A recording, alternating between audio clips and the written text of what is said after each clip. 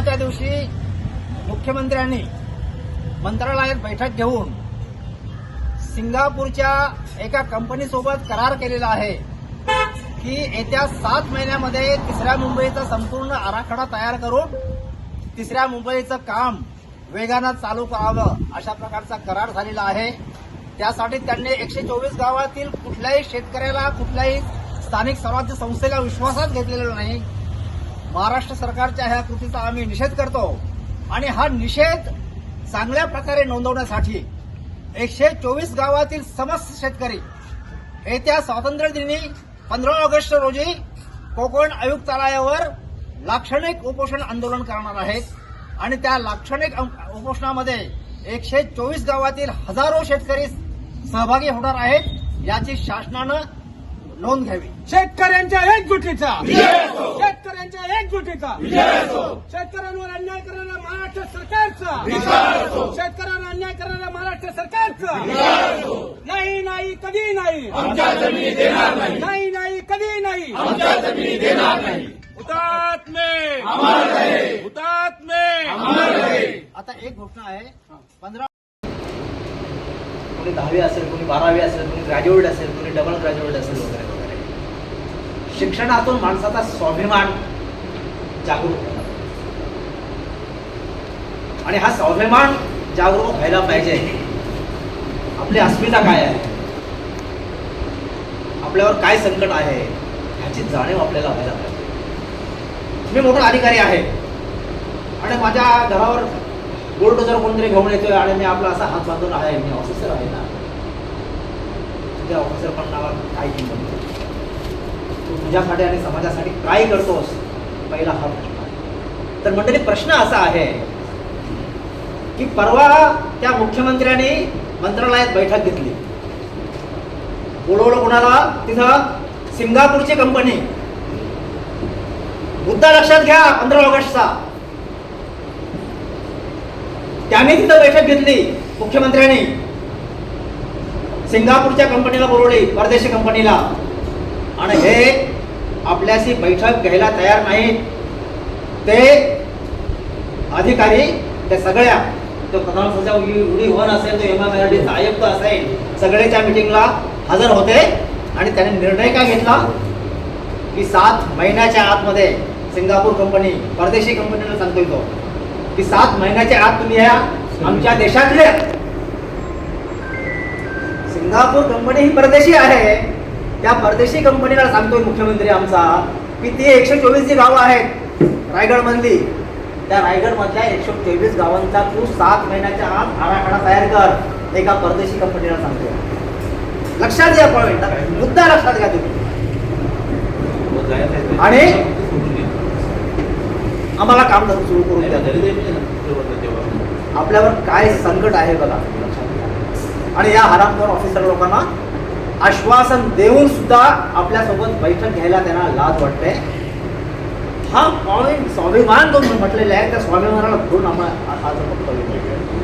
त्याच्यामुळे संतोष भाईने अगदी बरोबर बोललेलं आहे की जर 15 ऑगस्टला आपण जे काही असो आपण तुम्हाला कुणाला चर्चा करायची असेल तर ती 15 ऑगस्टच्या आधी नाही 15 ऑगस्टच्या आधी नाही 15 ऑगस्टला आम्ही तिथे येऊ आणि जर तुम्हाला चर्चा करायची असेल तर तुम्ही तिथे या। आम्ही तुमच्यापेक्षा श्रेष्ठ आहोत अधिकारी तुम्ही आमचे नोकर आहात तुम्ही पब्लिक सर्वंट आहात। पब्लिक सर्वंटचा अर्थ आहे लोकसेवक लोकांची सेवा करायची तुम्हाला। दुर्दैवाने हे लोक विसरलेले आहेत ते गोष्ट त्यांना जाणीव करून द्यावी लागते। 15 ऑगस्टला संतोष भाई कुठल्याही परिस्थितीमध्ये कुणी मुख्यमंत्री म्हणू द्या किंवा कुणी म्हणू द्या तुम्ही न्यायाला अटक करून नेऊ शकत नाही ते तो आमचा अधिकार आहे आमच्या भावना व्यक्त करण्याच्या क्रांतिकारकांच्या विषयी देशभक्तांच्या विषयी सर्वांना आम्हाला आदर आहे राष्ट्राविषयी आम्हाला आदर आहे। तुम्हाला आहे का तुम्हाला आहे का आमच्या राष्ट्राविषयी तुमच्या जनतेच्या प्रती तुम्हाला अभिमान आहे का प्रेम आहे का? तुम्ही आमच्या शेतीवर आमच्या घरादारावर नांगर फिरवण्यासाठी तुम्ही परकीय कंपनीला बोलून तुम्ही इथं करार करता आहात लाज वाटायला पाहिजे तुम्हाला मुख्यमंत्री। हे जे काय घटना म्हणजे वाभाडे काढायचे आहेत तेव्हा त्या दिवशी काढू वाभाडे काढू मुख्यमंत्री म्हणजे काय तुला आम्ही निवडून दिलेला आहे तू परकीय देशातील कंपनी सोबत करार करतोस आमच्या जमिनी घेण्यासाठी आणि तू आम्हाला साधा विचारत नाहीस. केवढी संतापजनक गोष्ट आहे मंडळी. तिचं ते रेगुले करतायत 124 गावांच्या नकाशावर काय करायला पाहिजे काय नाही. आणि आम्ही कडे माणसं नाहीत का? अरे तुम्ही माणूस म्हणून तरी वागवा. शेतकऱ्यांना तुम्हाला भोगावा लागेल ह्या सरकारला. त्या पोराने तुम्हाला जागा दाखवलेली आहे. करा इंस्टाग्रामचा वापर कृष्णा पाटील सर्वांनी करा. आमच्या 20-25 वर्षाच्या तरुण पोरांना जागे करा. तिथली तरुण पोरं जर संपूर्ण दिल्ली हलवतात, संपूर्ण देश जगाला हलवतात, तर तुम्ही तर आपण तर साले आपलं इथं सर्वस्व ते आपल्याला हिरावून घ्यायला निघालेले आहेत. त्यांच्यासाठी तुम्ही रस्त्यावर 15 ऑगस्ट उतरायला पाहिजे. ताकदीने उतरूया 15 ऑगस्ट. किमान आपण जे आज इथं आहोत बघा, ते नाही आले हे झटकणं कधी घ्यायचं नसतं. ठीक आहे, त्याची खंत व्यक्त करायला पाहिजे. परंतु आम्ही जे येतो ते आम्ही ताकदीने येतो आणि आम्ही ताकदीने उतरू हा निर्धार आपण ठेवायला पाहिजे. त्याच्यामुळे आपण जे आहोत त्यातून प्रत्येक गावातून किमान 40-50 अधिक, जसं संतोष म्हणाले, अधिक नंबर चिरनेर गाव आहे. काही खंत शेवटी आहेत, परंतु त्या खंतावर खंतीचे काही खंत आहे त्याच्यावर मात करून आपल्याला पुढे जायचंच आहे. 4 आले नाहीत म्हणून काय आपण काय आंदोलन आपलं काय आपण गुंडाळणार आहोत? नाही. आला तर तुमच्यासह, न आला तर तुम्हाला सोडून. पण हे 124 गावं 15 ऑगस्टला कोकण आयुक्तालयावर धडकणारच. मोठ्या संकटात धडकतील आणि आपण सर्वांनी प्रयत्न करायला पाहिजे. मी त्या नवी मुंबई प्रकल्प महासंघाचा सरचिटणीस आहे. त्या दिवशी आपल्या मीटिंगला 20-25 कार्यकर्ते आले होते. मी त्यांना सांगितलं तुम्ही सर्वांनी इथे यायला पाहिजे. तुम्ही ती सूचना केली कृष्णा पाटील की आपण बाकीचे आपले समाज बांधव आहेत त्यांच्यावर पण आपल्यासारखं संकट आलेलं आहे आणि आम्ही तुमच्यासाठी येत असतो. आम्ही तुमच्यासाठी अनेक आंदोलनामध्ये सहभागी झालेलो आहोत, तर तुम्ही सुद्धा आमच्यासाठी यायला पाहिजे. अशा प्रकारचा सर्वव्यापी आपण अशा प्रकारचा हा प्रचार मोहीम आपण चालू ठेवूया. आणि ज्या गोष्टीला तुम्ही हात घातला त्याचा पुढचं बोलतो. बघा, समाजाची अस्मिता, आपल्या समाजाची अस्मिता तुमच्याकडे आहे. संतोषभाई तुम्ही म्हणालात की ज्याला आपण निवडून देतो मग तो ग्रामपंचायत सदस्य असेल, तो पंचायत समिती सदस्य असेल, झेडपी सदस्य असेल, आमदार असेल, खासदार असेल, त्याचं कर्तव्य असते तुमच्याकडे एखादी समस्या उद्भवली तर त्याने आमच्याकडे यायचं असतं. बरोबर.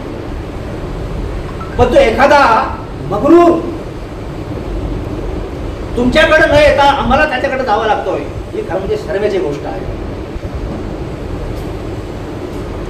आता यायचं असेल तर त्याने आमच्याकडे यावं. संतोषभाई, आणि सत्य गोष्ट बरोबर, त्याने आमच्याकडे यावं. आम्ही तुमच्याकडे येणार नाही. आणि आम्ही ज्या स्वाभिमानाने आज बोलतो आहोत, तुम्ही जर स्वतःहून जर त्यांच्याकडे जात असाल त्याच्यासाठी निर्णय आहे, पण ती आमची भावना दुखावलेली असेल. अशा हरामखोर माणसाकडे आम्ही जायचं?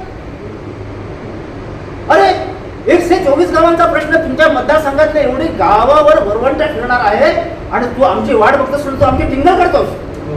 5 वेळा जाऊन सुद्धा आम्ही भेटत नाही. एकदा गेले ठीक आहे, ठेवून घ्या, मी जरा बाहेर चाललोय. अरे ही पद्धत आहे लोकांसोबत वागण्याची. समाजाला ही मंडळी आपल्याला फार अवमानकारक वागवत आहे. लक्षात ठेवा, मी जे स्वाभिमानाचं म्हणालोय, आपली अस्मितेचं म्हणालोय, यातला अर्थही तुम्ही जाणून घ्या. आपण काय मोठी चूक केलेली आहे. हिचा पक्षाचा आणि ह्याचा प्रश्न नाही आहे. आम्ही कधी ह्या गोष्टीवर बोललो नाही, परंतु हा अतिरेक झालेला आहे. आमच्या एवढ्या मिटिंगी झाल्या, एवढे मेळावे झाले. तुम्ही लोकप्रतिनिधी म्हणून तुमचं कर्तव्य नाही का आम्ही तुमच्याकडे यायचं? याच्या पुढे नाही तर की गेलेलं आम्हाला नाही आवडणार, आम्हाला बिलकुल आवडणार नाही त्यांच्याकडे गेलेलं. आणि त्यांच्याशी ह्या बाबतीत MMRDच्या बाबतीत संवाद साधलेला आम्हालाही आवडणार नाही. कारण हे काही नाही करणार. अजित पाटील म्हणाले होते की इथून मेसेज जातो की काही नाही त्यांच्यामध्ये जाऊन तुम्ही आपला प्रकल्प राबवा. आणि आम्ही निघून पडे ते सगळं ऐकायचं, त्याच्यावर आम्ही भाष्य नाही करायचं. भाष्य करावं लागेल याच्या पुढे. याच्या पुढे एक भीड ठेवून चालणार नाही. आणि त्याच्यामुळे आपण मोठ्या संख्येने आपण 15 ऑगस्टला आपण जाऊया. आपण मला असं वाटतं की त्या दिवशी आपण ते 1 जुलैचं आपण केलं होतं नियोजन की आपण बघा किमान प्रत्येक गावातून 15-20 गाड्या, 10 तर गाड्या असायलाच पाहिजे. किमान प्रत्येक गावातून 10 ते 15 गाड्या अधिक आल्या, चांगलीच गोष्ट आहे. आणि येतील सुद्धा कदाचित. आपण सर्वांनी सकाळी 10 वाजता इथं ठरल्याप्रमाणे आपण चिरनेला सगळ्या आपण जमूया गाड्या घेऊन. आणि सगळ्या गाड्यांचा ताफा जो आहे हा एकत्र घोषणादेश 15 ऑगस्टला कोकण आयुक्त कार्यालयावर निघेल. आणि मग तिथं काय करायचं ते त्यांचं नियोजन असेल, त्यांनी करावं, की त्यांची जबाबदारी आहे. परंतु आपण कामाला कृतज्ञ आहोत. बघा हे तुमच्या आमच्या अस्तित्वाचा प्रश्न आहे, अस्तित्वाचा आहेच आहे. कारण हा मुख्यमंत्री जो आहे याला बहुजन समाजाशी काही देणं घेणं नाही आहे, लक्षात ठेवा. केवढी आश्चर्याची गोष्ट आहे, तुम्ही लक्षात घ्या. मी मगाशी ते म्हटलं की तुम्ही शिकलेले आहात सगळे. अरे 2 वर्षामध्ये तुला किंवा तुझ्या प्रशासनाच्या एका अधिकाऱ्याला असं वाटलं नाही की ज्यांच्या आपण जमिनी घेणार आहोत, ज्यांच्या जमिनीवर आपण प्रकल्प उभारणार आहोत, त्यांच्याशी जरा चर्चा करूया. आणि ते जर चर्चा करत नसतील तर ते कशा प्रकारे आपल्याला वागवतात हे आम्हाला कळलं पाहिजे. आणि मग आम्ही घरात जाऊन आपल्या पोरांना सांगायला पाहिजे की ही लोक आपल्याला पकडलं म्हणतायत, कमी म्हणतायत, ही गोष्ट सांगावी लागेल. आणि तो खरा प्रकार आहे. इथं ब्राह्मणांची गावं असती तर सगळ्यांनी दखल घेतली असती. म्हणजे कदाचित तुम्हाला बोलणं माझं थोडंसं वेगळं वाटेल, पण ते वास्तव आहे, हे वास्तव आहे. त्या मुख्यमंत्र्याला जर एखाद्या ब्राह्मणाच्या गावावर जर असा काय घरावर काय सरकारी हे असतं किंवा असता तर त्याने साला प्रधान सचिवाला त्याच्या घरी पाठवला असता. परंतु हे कोण आगरी आहेत. आणि इथला आमचा माणूस पण सांगतोय ते काय आगरी हो, त्यांना काय कळते. आम्ही ऐकलेल्या भाषा, आम्ही जे काय पेटून उठलो होतो ते त्याचसाठी. हे काय हो, खाली गेला की यांच्या गुडघ्यात टाकला, हे शब्द आहेत मंडळी. तो विषय इथं नाही आहे, परंतु तो विषय येतो का की त्यांच्याकडे आता परत जायचं नाही. आणि गेलात तर आम्हाला तो तुमचा प्रश्न आहे, आमच्या भावना तुम्ही हे करून गेलात तर काय करणार नाही. उलट आपल्याला आग कशी लागेल आणि आग लागाचा पेंडा जर सुद्धा आपण गोळा केला तर तो आग लावायला सुद्धा येईल. काय करणार नाही आपल्यासाठी लोक. आपल्या मातीचा असता तर त्याला जाऊन आपण कांटपावला सांगितलं असतं, साहेब समाज मरतोय काहीतरी करा वगैरे, पण ती सोय पण नाही आहे. नाही ते आहेत ना आपले 2 समाजाचे आमदार, ते पण तसे झोपले. तर मी माझ्या ह्या संपूर्ण याचा सेवन करतो. आणि तुम्हाला बोलायचं आहे पाठवा हे आमच्या घरादारावरनं बुलडोजरी फिरवला, आमचे जीव जरी घेतले तरी आम्ही घाबरणार नाही. पण आमची 1 इंच जमीन आम्ही शासनाला देणार नाही. जय हिंद, जय महाराज. जो शेतकरी होता तो आज बेघर झालेला आहे. त्याच्यावर काय संकट आलंय ह्याची कधी चौकशी तरी केली का? तुमच्या माध्यमातून त्याचा कधी आढावा तरी घेतला काय? फक्त तुम्हाला 124 गावं, याच्या पुढं अलिबाग तालुक्यातली सुद्धा काही गावं आहेत, कर्जत खालापूर मध्ये काही गावं आहेत, नजीकच्या काळामध्ये त्यांची सुद्धा यादी येणार आहे. पण बाजूला पहिल्या प्रथम आपल्यावर जो संकट आलेलं आहे त्याला आपण फाईट केलीच पाहिजे.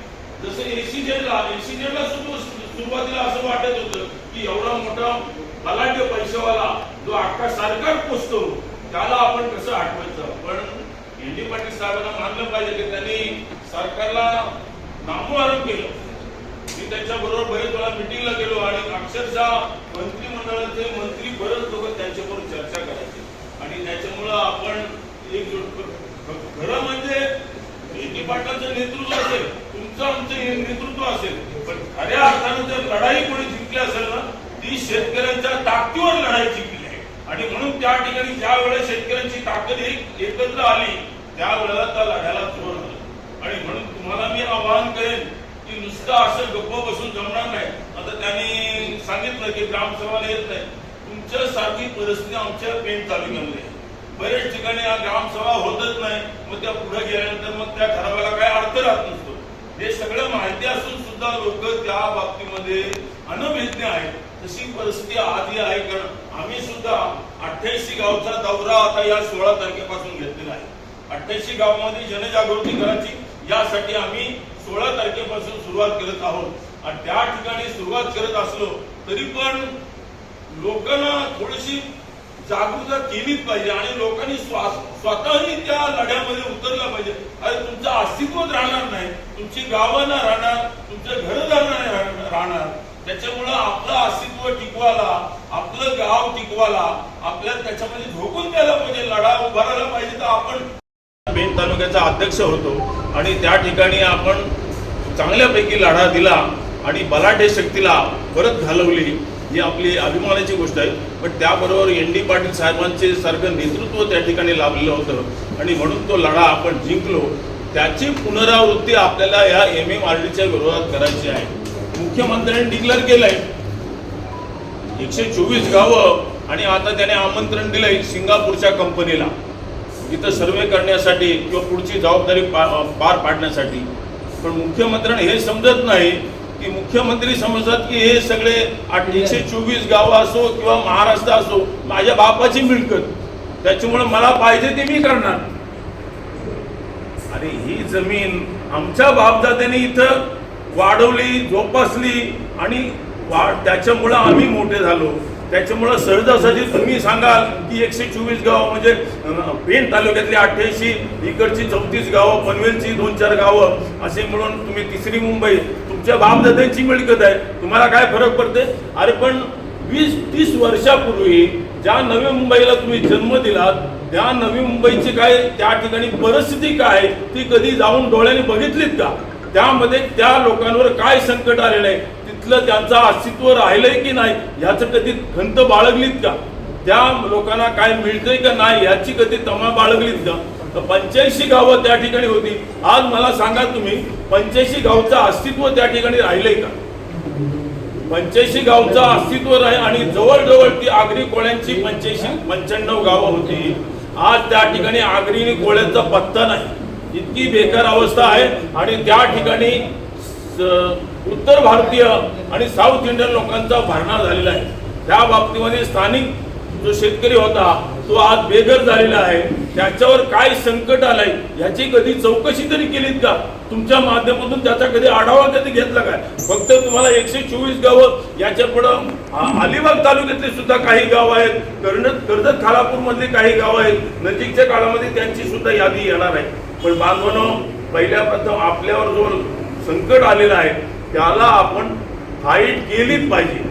जसे एसीजेडला सुद्धा सुरुवातीला असं वाटत होतं की एवढा मोठा बलाढ्य पैशावाला जो अख्खा सरकार पोचतो त्याला आपण कसं हटवायचं. पण एन डी पाटील साहेबांना मानलं पाहिजे की त्यांनी सरकारला नामोहरम केलं.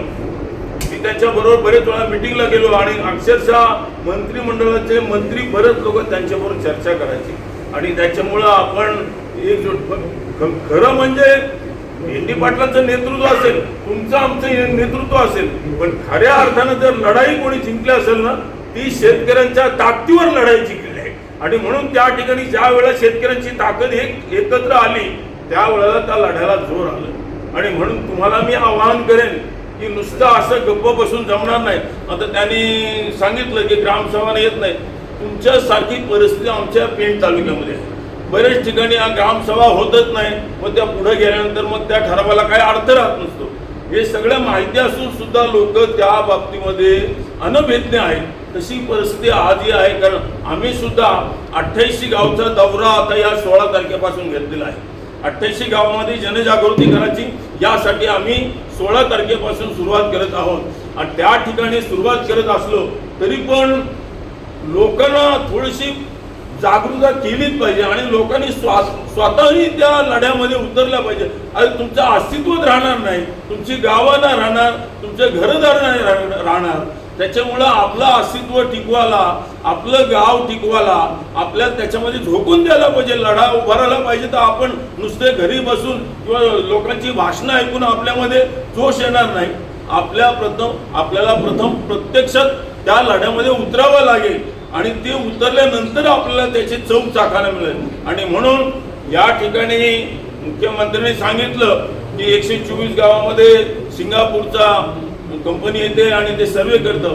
पण या ठिकाणी मी सांगू इच्छितो, या ठिकाणी या 3 तालुक्याचा अध्यक्ष म्हणून उद्याच्या भविष्यात तुमचा एखादा मंत्री, तुमचा एखादा कार्यकर्ता किंवा शासकीय अधिकारी एखाद्या गावामध्ये पहिल्या प्रथम जर सर्वेला येईल तर त्या ठिकाणी आनंद पाटील पहिल्या प्रथम आडवा पडल्याशिवाय राहणार नाही. हे मुख्यमंत्र्यांना सांगू इच्छितो.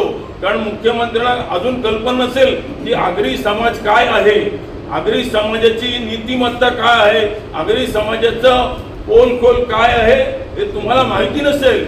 या ठिकाणी आमचे आमदार गेले, खासदार गेले, आम्ही त्यांच्याकडे अपेक्षा ठेवली नाही. कारण आतापर्यंतच्या लढ्यामध्ये त्यांनी काही केलेलं नाही. फक्त सांगितलं हो हो तुम्ही करता ना, करा चांगली गोष्ट आहे. याच्या पश्चामध्ये काही केलेलं नाही. आता या ठिकाणी बऱ्याच कार्यकर्त्यांनी सांगितलं की आमदार खासदारांना आपण प्रवृत्त केलं पाहिजे. ही गोष्ट खरी आहे. आणि नजीकच्या काळामध्ये आम्ही त्यांच्याशी संपर्क साधणार आहोत. किती सहकार्य त्यांचं मिळणार आहे हा संशोधनाचा हिशोब ठरणार आहे. त्याच्यामुळे आम्ही त्यांच्यावर डिपेंड राहणार नाही. फक्त आपली भूमिका काय आणि आपलं कर्तव्य म्हणून त्यांच्या दाराशी आपण जाणार आहोत, त्यांना प्रवृत्त करणार आहोत आपल्याला पाठिंबा देण्यासाठी. खरं म्हणजे आता 2 आमदार आहेत, म्हणजे या 2 आमदारांनी विधानसभेमध्ये त्यांनी मुख्यमंत्र्यांच्या समोर मांडायला पाहिजे होते की बा आमचा हा संपूर्ण समाज उद्ध्वस्त होत आहे, आमची गावं नष्ट होतात, आमची संस्कृती नष्ट होत आहे. या बाबतीमध्ये तुम्ही विचार करा. अशा प्रकारे मुख्यमंत्र्यांनी या दोन्ही आमदारांनी सांगायला पाहिजे होतं, पण तसं झालेलं नाही आणि तसे भविष्यात घडेल याची शाश्वती नाही. खासदारांच्या बाबतीमध्ये तर बोलायलाच नको. तरी पण आपण आपली एक कर्तव्याची जाणीव म्हणून त्या खासदारांना सुद्धा आपण आपल्या परीने निवेदन देणार आहोत आणि त्यांना गळ घालणार आहोत की तुम्ही या लढ्यामध्ये सहभागी व्हा आणि हा संपूर्ण समाजाला तुम्ही न्याय द्या. कारण भविष्यामध्ये तुम्हाला इलेक्शन लढवायचं आहे, मतदान आम्ही करणार आहोत, पण आमच्यावर आलेलं संकट जर तुम्हाला सोडवता येत नसेल तर मग उद्याच्या भविष्यात आम्हाला विचार करावा लागेल. याची खंत तुम्हाला पाहिजे आणि म्हणून लोकप्रतिनिधींशी सुद्धा आपण चर्चा करणार आहोत. पण त्यांच्याकडून काय मिळेल हे सांगू शकत नाही. त्याच्यामुळे खरी ताकद ही शेतकऱ्यांची आहे. त्याच्यामुळे तुम्ही शेतकरी, तुम्ही आता या ठिकाणी आलात, पण तुमच्यामध्ये पण ताकद, कारण या ठिकाणी बसलेला शेतकरी एक शेतकरी 10 शेतकऱ्यांना सहज प्रवृत्त करू शकतो आणि याची व्याप्ती वाढवू शकतो.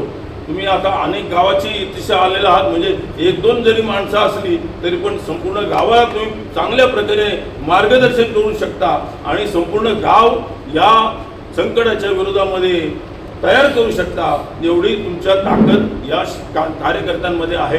त्याच्यामुळे मी आता काही जास्त वेळ घेत नाही. सगळे मुद्दे आपल्या कार्यकर्त्यांनी इथं स्पष्ट केलेले आहे.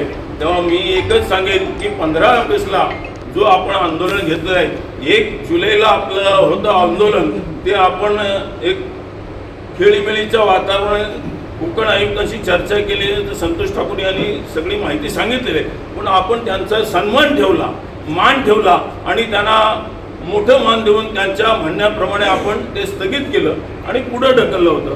पण स्थगित केलं, पुढं ढकललं याचा अर्थ आमचा लढा संपलेला नाही, तो आता कुठं सुरुवात झालेली आहे. त्याच्यामुळं भविष्यामध्ये त्याच्यापेक्षा अनेक प्रकारचे आंदोलनं आम्ही करणार आहोत. तर तुम्हाला झेरीस आणल्याशिवाय ठेवणार नाही.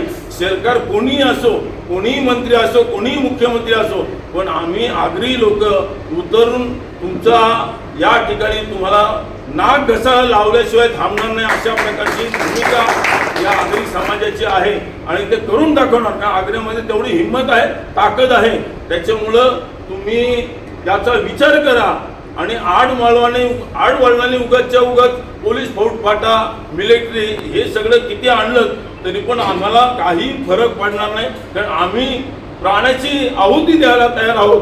उद्याच्या भविष्यात जर काही तशी परिस्थिती आलीच तर आमचा शेतकरी आहुती दिल्याशिवाय राहणार नाही. पण तुमची 3री मुंबई इथं कदापि येऊ देणार नाही, ह्या आमची ठाम भूमिका आहे आणि याला तुम्ही टाळा देऊ शकत नाही.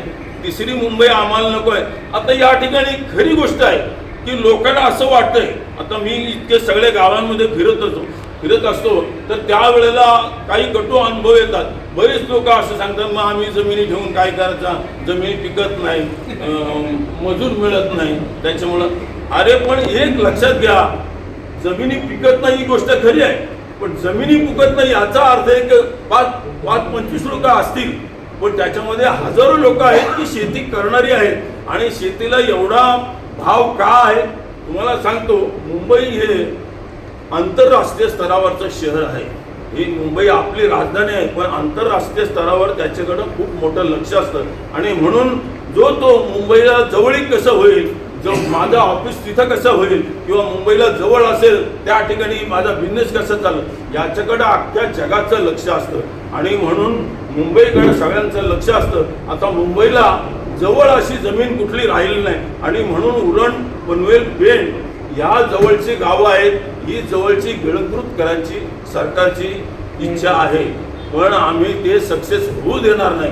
काही झालं ते आमचे जीवावर बेतलं तरी पण आम्ही 3री मुंबईचा स्वीकार करणार नाही.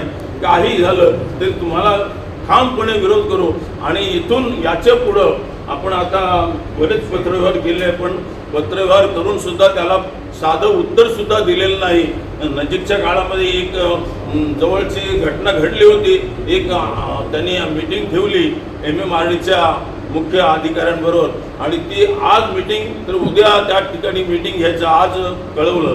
ते इतके इमिजिएटली आपल्या 124 गावांना आपण कळवू शकत नाही. त्याच्यामुळं आपण ते स्थगित केलं आणि सांगितलं की पुढे आम्हाला वेळ द्या जरा 4-8 दिवसाचं.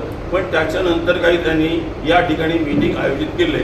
याचा अर्थ 100% आहे की आपल्याला लढ्यासाठी आपण तयार आहोत, कारण त्यांची रणनीती दिवसेदिवस वाढतच चाललेली आहे ना. आता 7 महिन्यांची त्यांनी अवधी दिली आहे. 7 महिन्यामध्ये याला संपूर्ण आढाकाळा 124 गावांचा तयार करायचा आहे. हे जरी तुमचं स्वप्न असलं तरी आम्ही ते स्वप्न साकार होऊ देणार नाही, ही आमची ठाम भूमिका आहे. या ठिकाणी पुन्हा एकदा आपल्या सगळ्यांचे या ठिकाणी आभार मानतो आणि आपला लढा हा तीव्रतेने खूप मोठ्या ताकदीने आपल्याला उभारायचं आहे आणि सरकारला झेरीस आणायचं आहे एवढंच सांगतो. आणि पुन्हा एकदा आपण या ठिकाणी मला बोलण्याची संधी दिली त्याबद्दल आपलं सगळ्यांचा आदर मानून आजची सभा संपल्याचं जाहीर करतो.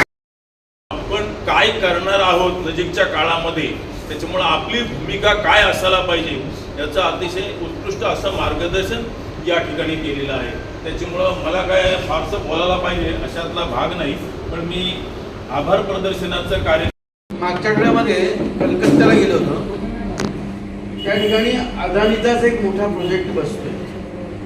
माझा मुलगा त्या ठिकाणी त्या कंपनीमध्ये एका मोठ्या हुद्द्यावर नोकरीला लागलाय. त्याला घेऊन जाण्याचा योग मला आला आणि मी तिथली जी परिस्थिती पाहिली ती इथं सांगण्याचा प्रयत्न करतोय. एक खूप मोठं गाव, जवळजवळ माझ्या उचका गावापेक्षाही मोठं गाव असेल, ते अख्खं गाव तिथून उठवलं गेलंय. तो प्रोजेक्ट केला गेलाय. आपल्याकडे प्रॉब्लेम हा आहे, लोकांना अजूनही हे माहितीच नाहीये की आमची घरं राहणार आहे की नाही राहणार आहे. आम्ही व्यवसायासाठी काही जर व्यावसायिक म्हणून आपण काही बांधलंय ते राहणार आहे की नाहीये याची जाणीवच अजून आमच्या लोकांना झाली नाहीये.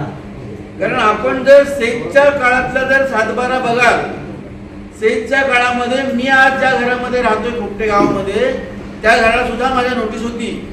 म्हणजे त्या जमिनीला, त्याला आमचं वलावरचं शेत असं म्हणतात, कारण तसं गावाच्या बाहेर गाव जस्ट संपल्यावर लगेच गाव माझं घर आहे.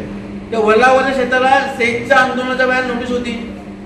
सेजच्या आंदोलनाच्या वेळेला आपलं काय सांगितलं होतं सरकारने, आपण सेज हुडकावला तो भाग वेगळा, परंतु घरं कुणाची पाडली जाणार नाही असं सरकार म्हणत होतं. तेव्हा काँग्रेस सरकार होतं. पण आजच्या घडीत सुद्धा काय आहे, माझं ते शेत किंवा त्या शेतामध्ये आता माझं एकट्याचं घर नाही, तर माझ्या 5ही काकांची घर झाली. पण ते आजही शेत त्या माझ्या परवाच्या लोकसत्ताच्या जे जाहिरात आपली जाहीर नोटीस आली 2024ला मला वाटतं, ती जाहीर नोटीस आली MMRD संदर्भातली, त्या नोटीसमध्ये माझ्या त्या शेतात 7-12 आहे. याचा अर्थ असा आहे की सरकार फक्त वरवर सांगते की आम्ही तुम्ही घरांना हात लावणार नाही, पण वस्तुस्थिती वेगळी आहे. वस्तुस्थिती ही आहे की आपली घरं तुटली जाणारच, कारण आपला गावठाण विस्तार झाला नाहीये. आणि गावठाण विस्तार न होण्याचं कारण सरकार काय म्हणतंय की तुमच्या ग्रामपंचायतीत प्रस्ताव पुढे नेलेला नाहीये. सरकार ते आपल्यावर ढकलतंय आणि मग आपण असेच राहतोय. त्यामुळं मला कमिटीला असं विनंती करायची इच्छा आहे की मग आता अशी घरं कोणाकोणाची आहेत, आपण असं काही एखादा डेटा तयार करू शकतो का? अजित पाटलांचं घर बेकायदेशीर ठरू शकतं भविष्यात, किंवा माझ्या बाजूला सामोवतीचं घर आहे रुपेश नातेवाईक, त्यांचं घर अनधिकृत ठरू शकतं. कारण मी माझ्या गावाचं उदाहरण का देतो तर मला माझं गाव माहिती आहे.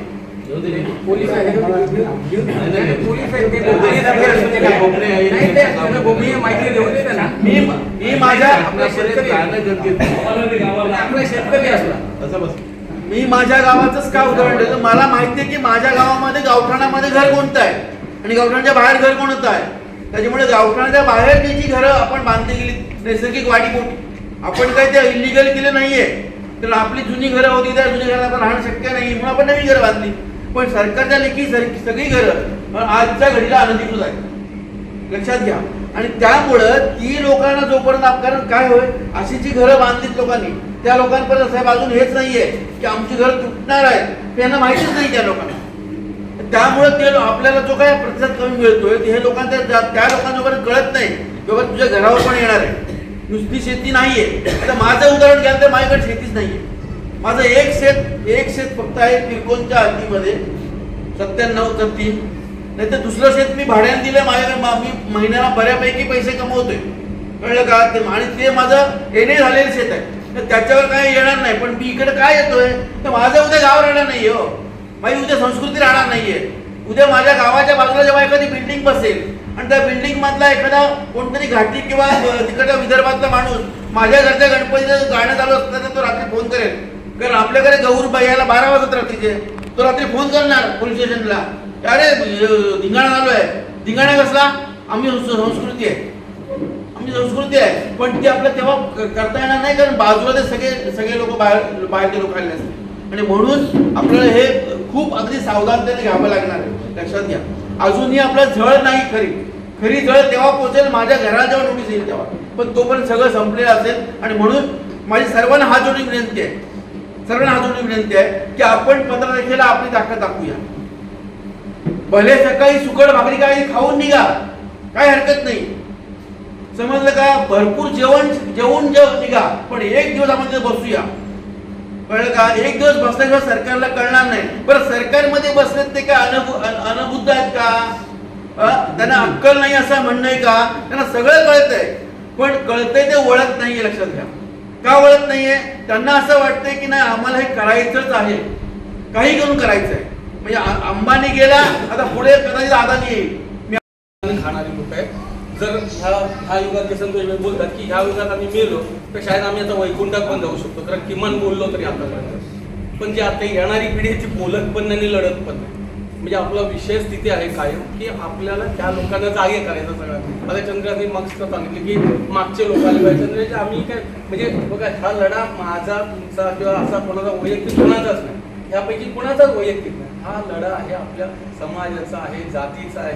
अजितनं खूप छान मध्ये सांगितलं आणि त्याचं मी तुम्हाला प्रत्युत्तर पण लागतो की अजित बोलत आहे सत्य. आम्ही एखाद्या सोसायटीत राहतो आज शहरात, बाजूला जर कोणी जर गोल्ड अशा जमा केला ना तर मग 1 मिनिटात फोन करतो, साहेब त्रास होतो मला, कारण माझा तो धर्म नाही असं पकडा.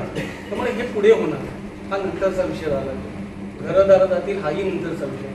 प्रश्न आहे की आपल्या लोकांना जाग कसं करावं. संतोषजी, आम्ही सुधाकर पाटील विचारे काल मेसेज टाकतात, मी कसं भेटतो की मेसेज टाकलं त्यांनी पण काल की मी एकटा चाललोय, कोण ना आलं तरी एकट्याने पुन्हा पुढे जात राहू, एकट्याने जात राहू. पण ज्यांच्यासाठी जे करतोय माझ्या यांनी खूप छानसं बोललं की ज्यांच्यासाठी करतोय त्यांना जर जाणीव नसतात, ह्या पिढीचं ते हे काम राहिलं खरं म्हणायचं, पण आपण सेटच्या माध्यमातून ह्या पिढीपर्यंत ही जमीन वाचवली. बरोबर आहे संतोषजी? म्हणजे ह्या पिढीसाठी, येणाऱ्या पिढीसाठी आपण वाचवली. आता पुन्हा तोच प्रकार होतो आणि आता पुन्हा लढायला हे सगळे शेलार मामा बिचारे सगळे आले काय. पण हे नवीन जे आपल्या मावळ्यांना जागं करायचं कसं, हा म्हणजे जेनजीचा विषय तर सगळ्या मी तुम्हाला नव्यानं काय सांगणार नाही. जेनजीनं कुठे तो दीपक बसला होता अमेरिकेत, कुठे इंस्टाग्रामवर जमा झाले आणि 3-3 करोड फॉलोअर्स झाले, अख्ख्या देशभर तर आग लागू शकली. तर आपणही लावू. इथं आपल्या समाज, आपल्याला कुठं इंस्टाग्रामवर जायचं, इथं तर बाजूला संतोष भाई त्यांच्या बाजूचं घर आहे, तुमच्या बाजूला रमाकांतचं घर आहे, रमाकांतच्या बाजूला अजितचं घर आहे. फक्त बाजूबाजूलाच घरात जाऊन सांगायचं आहे आणि त्याच्यात आपण कुठेतरी खरंच कमी पडतो. म्हणजे ह्यांना कोणाला दोष नाही मी म्हणत, कारण म्हणजे कमी पडतो याचा अर्थ काय, संघटना वगैरे काय कमी. संघटना एक नावाला आहे जे तुमचं सध्या नेतृत्व करतोय का, त्यांना नेतृत्व करून का लढायचं नाही, मलाही लढायचं. विषय आहे की आपल्या सगळ्या समाजातल्या लोकांनी त्याच्यात उतरायला पाहिजे. पण उतरणार कसं, हात सतत रोज होत आहे. आता नव्याने मी साहेब म्हणून तुम्हाला मी काही सूचना करणार, मी सूचनाच करणार आहे की नव्याने एक आहे की इन्फ्लुएन्सर जर मी बोललो तुम्हाला की इन्फ्लुएन्सर जर 2-4 मिळाले तर मी त्याचा जो काही खर्च असेल ना तो 15,000 एकाने घेऊ दे. जर 2-4 मिळाले तर त्याचा सगळं खर्च मी माझ्या वतीनं करेन काय. दुसरी गोष्ट असं की मी रोज लिहितो, मी सत्यपणे सांगतो, मी रोज लिहितो. जे मला फॉलोअर्स आहेत त्यांना माहिती आहे, मी रोज लिहितो. मी ट्विटरला लिहितो, मी व्हॉट्सअपला लिहितो, मी आणि एकदम बेकार लिहितो. म्हणजे मी लिहिताना कोणाचा विचार करत ना, कारण मी आता ठरवलंय की म्हणजे बऱ्याच म्हणजे आमच्याबरोबर सदा आता सुखी आहेस ना, आता आजारी आहे घरी बस, पण मी घरी बसेन, शाळेत 2-4 वर्षात मरेन. पण माझ्या घरच्यांना किंवा माझ्या पुढच्या समाजातल्या लोकांना कधीतरी मला पण सांगायला लागतं. आजही मला पूर्ण विचार सांगायला लागते, मग आपलं गाव बिरकोण आहे सांगायला लागतं. तर हे आम्हाला परत परत त्याला सांगायला आपणच नाही राहणार, तर सांगणार कोण आहे? तर तुम्ही तर राहताय, ह्यांना जागं केल्याशिवाय आपलं काही होणार नाही. आणि जागं करायला 2-3 गोष्टी मी प्रामुख्याने ह्या उद्यासाठी तर बोलतो की साहेब, मी रोज सांगतो की होळी पेटवा गावागाव उद्यापासून, नाक्या नाक्यावर. किमान का पेटवली होळी ना, तर 4 लोक विचारतील ना, तर बाबा या सरकारच्या मी होळी पेटवतोय. आणि मी प्रामाणिक सांगतोय, बघा संसदेत मी काल पाटील साहेबांची फोनवर बोललो, पण मी जनरली पण तसंच बोलतो की हा इथं एवढा मोठा प्रकल्प येतोय, इथले स्थानिक 2-3 आमदार आहेत, 1, 2, 3, मी कोणाला काय म्हणजे त्यांना काय माझं रेकॉर्डिंग घ्या, मला काही फरक नाही. 3 आमदार आहेत, 2 खासदार आहेत. तर ह्या जिल्ह्याला एक मावळमध्ये जातो, एक पेनवाले रायगडमध्ये जातात, 2 खासदार आहेत. सरकारने का कधी यांच्याशी चर्चाच केली नसेल का? खूप चांगले आमचे मित्र आहेत, मी नाव नाही विचारायचे घेत, पण चांगले मित्र आहेत आमचे जे आपल्या संघटनेत काम करतात. त्यांनी व्यक्तिशःरित्याही त्यांना भेटून सांगतात की साहेब याच्यात लक्ष द्या, कोणाकोणाला सांगतात. पण साहेब काय धार मारायला आपल्यावर तयार नाही, असं माझं मत आहे. कारण त्यांना जर वाटलं असतं हे ठीक आहे ना, आपण शेवटी एक सांगतो, हे छोटे छोटे आम्ही कार्यकर्ते, तुम्ही छोटे कार्यकर्ते, आपण ते शेतकरी धरणार, आम्ही शेतकरी धरू. आम्हाला शेतकऱ्यांना आमचा बाप कोण असेल तर इथला कोणतरी स्थानिक जो वरिष्ठ पातळीवर काम करतो विधानसभेत या पार्लमेंटमध्ये, तेच आमचे असणार ना. त्यांनी कधी आपल्याशी संपर्क साधण्याचा प्रयत्न केला तर आपण तरी पण जपतो, बाबा हा नको मेसेज टाकू, मग पाटील साहेबांचा फोन कर, अरे कृष्णा नको. आपण दरवेळी गपचूपमध्ये ते ऐकत राहतो. मी उलट सांगतो साहेब, लढाई बघा, मला एक प्रामाणिक वाटतं, शत्रू हा माझा शत्रू आहे हे मला जाहीर झालं ना, तर मी लढायला किमान बिंदास राहील की हा माझा शत्रूच आहे. तसं त्या विरुद्ध पक्षवाले येतील, कारण मला प्रामाणिक मी लिहितोच की ह्या ज्या जागा आहेत त्या पक्षाच्याच जातात. खरं शेतकऱ्याच्या जात असतात ते एवढेच शेतकरी असतील, बाकीच्यांच्या काही जागा जात नाही. कारण पक्षाचे असल्या तर बरोबर जातात, ढोल वाजलं की सगळे बरोबर इलेक्शनला जमा होतात. खूप छानसं बोललं की घराघरात आपण मतदानाला पैसे देऊन 4-4दा जातो, पाया पडतो, संतोष भाईंना फोन करतो, जरा मित्र आहे त्याला सांग, आपण एवढे प्रयत्न करतो की मतदान पाहिजे. पण आज आपल्यावर जेव्हा स्वतःवर संकट आहे, ते तर पक्षाचं काम होतं. स्वतःची जागा जाणार आहे, स्वतःचं घर जाणार आहे, तरी ते जागेच होत नाही. मग आता जागे व्हायला दुसरं काय? बहिऱ्यांना जरा भगतसिंगाने बॉम्ब फोडला जेव्हा पार्लमेंटमध्ये, त्यावेळी ब्रिटिश जागे झाले. तसं आता मला वाटतं ह्यांना होळ्या इथं आपल्या गावोगाव भेटूया आणि किमान जाणीव करूया, माझी सूचना आहे, जेणेकरून लोक बोलतील. आणि अजून एक राहिले आपल्याकडे, आता आजची तारीख मला वाटतं 9 आहे ना साहेब, 10 आहे, 9 तारीख, 10, 11, 12, 13, 14, 4च दिवस आपल्याकडे. 4 दिवसात पुन्हा प्रचार प्रसार करायचा. ठीक आहे, आपण निर्णय घेतलाय चांगला. मी संतोषबाईंना कानात असं विचारत होतो की संतोषबाई, सर्व अधिकारी निघून जातील एखाद्या वेळी झेंडावंदन झालं, मग आपलं साहेब उपोषण करणार कोण पुन्हा पुढं? म्हणजे माझी समस्या आहे ती, करणार कोणाकडं? संतोषबाई बोलते ना, आपण तिथे करणार तर मग ते सगळ्या अधिकाऱ्यांना कुठेतरी माहिती पडेलच काय.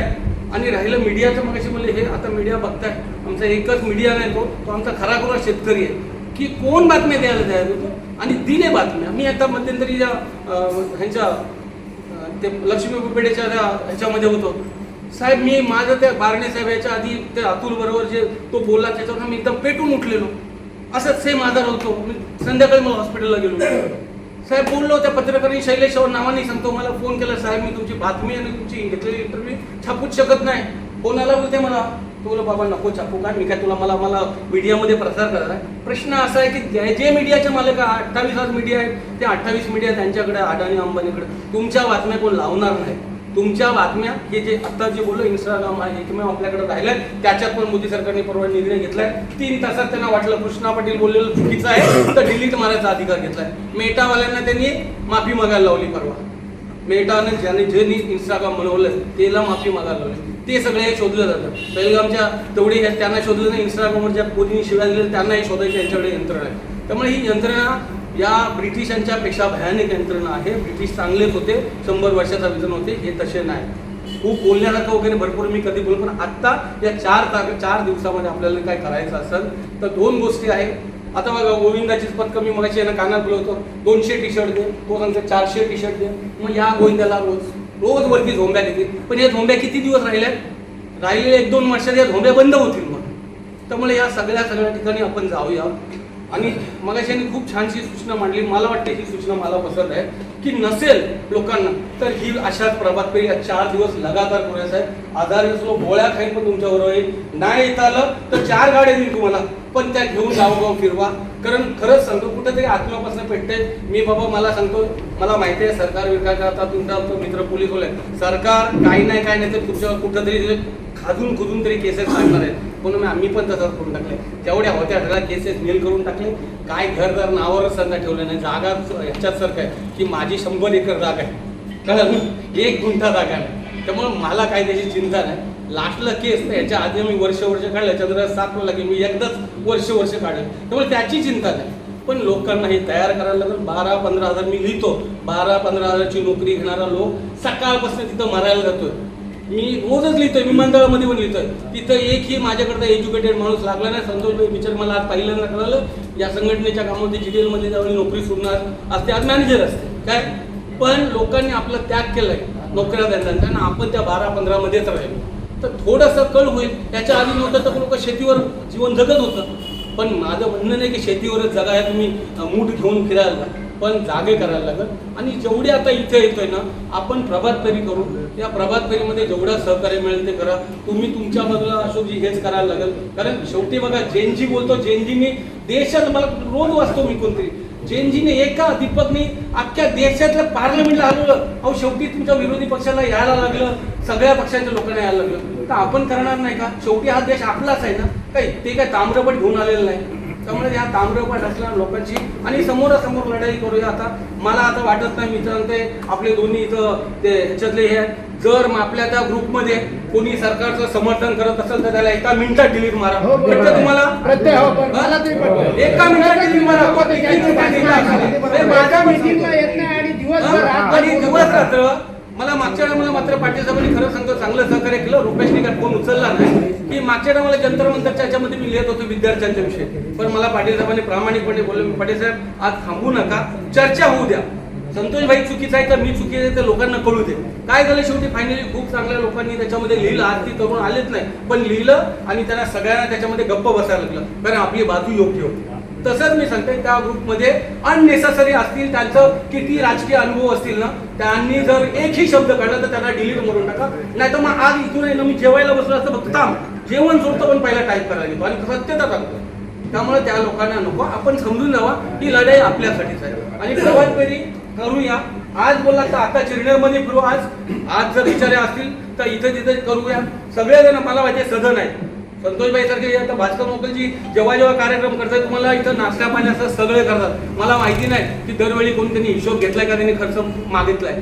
त्यामुळे असे आपल्या गावोगाव आहेत. मी मागाशी पाटील पण मी कालच बोललो, प्रत्येक गावाजवळ साहेब आताची छोटी छोटी बॅनर छापूया 2x2चे, त्याच्यात इथेही लिहा की आमच्या स्थानिक शेतकऱ्यांवर इथे एवढा मोठा हे येतोय, संकट येत आहे. स्थानिक नेते वगैरे कोण आहेत ते झोपलेत का? कोणी आहे का आमदार का खासदार? प्रश्नचिन्ह करा, भले त्यांच्या नावाने नका लिहू पण करा. तेव्हा किमान त्यांच्यापर्यंत मेसेज येईल की ही लोक जरा पेटली. काय झालं साहेब, त्यांना मते बघतात कधी राहिलेलं त्यांच्यामध्ये एक जण आहेच, तो सांगतात काय नव्हते आज 25 जण होती, जाम लोक बोलत होती पण 25,000 काय तिकडून रोज हेच सांगितलं तर मग समोर मग जाऊ दे बघू काय येतील त्याला. लाख रुपये पहिले जे आपल्या संघटनेत ज्यावेळी काम करत तेव्हा लाखो लोकांना येत होते, ती भले नसेल पण आपण येणार. आणि मी तुम्हाला खरं सांगतो, मी मगाशी येणार की आता आपण शेवटी लास्टला मी यांना बोलतो की जातीवर पण जायलाच लागत. जातीचं राजकारण करूया तर आपली जातच म्हणजे मुळापासून नष्ट करणार आहे तिथं, तर थोडं जाती धर्माचा विषय करूया आता. कारण तुम्हाला सांगतो शेवटी जो जातीचा असता ना, जो मातीचा असता ना, तर तुमचा विषय मांडला असता. इथे नसता तर पार्लमेंटमध्ये मांडला असता, इथे नसता तर विधानसभेत मांडला असता. पण आपल्या जाती मातीचे नसल्यामुळे ते काय तुमचा विषय मांडणार नाही आणि त्यांच्याकडनं अपेक्षा करणं पण चुकीचे आहे. आता त्यांना मोठेपणा द्यावं ते माझ्या तर अजिबात वाटत नाही. मला माझ्याविषयी तर किती चर्चा, तो कृष्ण रोज टाकते, अरे रोज नाही, मी सकाळ संध्याकाळ टाकते. आणि मी माझ्या देशावर प्रेम करतो, मी माझ्या जातीवर प्रेम करतो, त्यामुळे मी रोज टाकणार. मला जर काही झालं तर काय आम्हाला काय फरक पडणार. आता जपलो आम्ही तर भरपूर जपलो, जगाच्या पायथ्यावर एवढा आनंद घेतले, पण आम्ही वाहून सांगतो काम करायला. आणि साहेब नुसतं नाही सांगत, तुम्ही बोला आर्थिक, उद्या बोला मला आपल्याला कृष्णा 25,000 रुपये ते गाणे टाकायचे, उद्या साहेब देतो.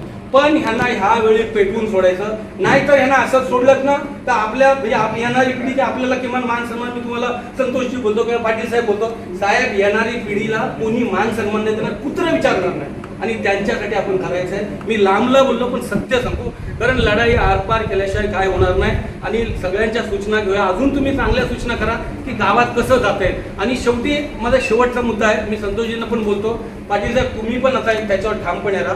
राजकीय पक्षांना जे मी लास्ट टाइम आमच्या बैठकीत बोललो, मी आता पुन्हा तुमच्यासमोर बोलतो, आपण इथला विभागापुरतं बोलतो, चिरण्या जिल्हा परिषदमध्ये आपल्याला विरोधात 14,000 मतं पडली. आता 14,000 लोक तर किमान त्या एका पक्षाच्या विरुद्ध आहेत. त्या 14,000 मधल्या 7,000 नका 2,000 लोकांना जागृत करायची जबाबदारी आहे. तर पक्षांवर साहेब आता जबाबदारी देऊया. कारण मला वाटतं एखाद्या पक्षाचा नेता मनोहर शेठ आले तर 84 गावातले 84 शाखा प्रमुख येतील. बाळाराम पाटील आले तर शेतकरी कामगार पक्षाचे 84 गावाध्यक्ष येतील, तालुकाध्यक्ष येतील, जिल्हाध्यक्ष येतील. असे या सगळ्या पक्षाच्या लोकांना साहेब आपण सन्मानाने आपण त्यांना बोलूया आणि सन्मानाने त्यांना हे. आणि आपल्याला बघा तुम्ही सांगता का मी आपल्याला काही नेतृत्व वगैरे करायचं नाही. शेवटी इथल्या राजकारणीच इलेक्शन लढवतात. त्यामुळे आपण फक्त विनंती करण्याचं काम करूया. आणि 15 तारखेचा जो लाक्षणिक उपनिरीक्षण आहे त्याला आपल्याला कसे जास्तीत जास्त लोक जाता येतील त्यासाठी काय काय तुमच्या अजूनही सूचना असतील, माझं चुकीचंही असेल तर ते सुधारा. पण काय असतील तर करूया, पण करूच या. आणि आर्थिक वगैरे मला माहिती आहे इथे कितीतरी जण आहेत ते 5-50 हजार अशा देतील. त्यामुळे आपण तसं असेल तर तसं करा. मी जास्त बोललो, माफ करा. धन्यवाद. श्वासाची तुम्हाला मुंबई देणार आहे मोकळा श्वास घेण्यासाठी. मग जो मोकळा श्वास जर नवीन मुंबईवाल्यांना देणार आहेत तिसऱ्या मुंबईवाल्यांना, मग आमचा श्वास कुठेतरी घेतला जाईल. जे ऑक्सिजन आता इथं आपण एवढी माणसं आहोत, आता इथं अजून 50 वाढले तर कसं होईल, कोंदटल्यावर का होईल. तेच नेमकं होणार आहे. म्हणून हा लढा सगळ्यात मी नेहमी म्हणतो की हा आपला लढा, त्या दादाही मग सांगितलं की गौराई आपली येईल आणि तो फोन करेल. म्हणजे हा आपला सहवास आणि हा मोकळा श्वास यासाठी हा आपला लढा आहे. आणि मोकळा श्वास हा सगळ्यात महत्त्वाचा आहे आणि सहवास हा आहे. बाकी ठिकाणी आपण बघतो पोरीबाल्यांचं काय होते. उद्या ही परकी माणसं सगळी इथं राहायला येणार अवतीभोवती, नंतर आपलं स्वातंत्र्य कुठं राहील. मुंबई बघतोय आपण कसं चाललंय ते. खरा मराठी माणूस पिचकला गेला. तशीच आपली अवस्था इथे होईल. आपण सगळे एकमेकांची नाती होती आहेत. या चिरलेमध्ये माझी 2 नाती आहेत. पण जर मी इथं आलो तर त्यांच्या अजून काका चुलते मला सगळे भेटतील. ज्यावेळी ही मंडळी येईल त्यावेळी आपली नाती कमी पडतील. आणि त्यामुळं आपल्या स्वातंत्र्यासाठी आपण प्रत्येकजण टोलीने राहिलो. बघा ह्या गावात अमुकच एक भावकी, त्या शेजारी दुसरी भावकी, असं आपण टोलीने राहिलो. जर आपली टोळी कमी पडली आणि यांची टोळी जास्त पडली तर आपल्या मातेवर उद्या भयंकर गोष्टी होत राहतील. त्यामुळे खऱ्या अर्थाने आपण ही जी मंडळी आहे, नेतृत्व करणारी मंडळी, यांच्या ज्या ज्या सूचना मिळतील त्या सूचनांचं पालन करून आपण हे आंदोलन चालू ठेवलं पाहिजे. जुनी माणसानं सुद्धा परत घेतलं पाहिजे. डॉक्टर सुभाष घरत होते ते आता दिसत नाहीत. त्या वकील मंडळी बरीच होती ती दिसत नाही. ही सगळी मंडळी आपण गेली पाहिजे. त्या आंदोलन म्हटलं की लढाई झाली भानगड, आणि मग ती भानगड करण्यासाठी आपली माणसं पाहिजे.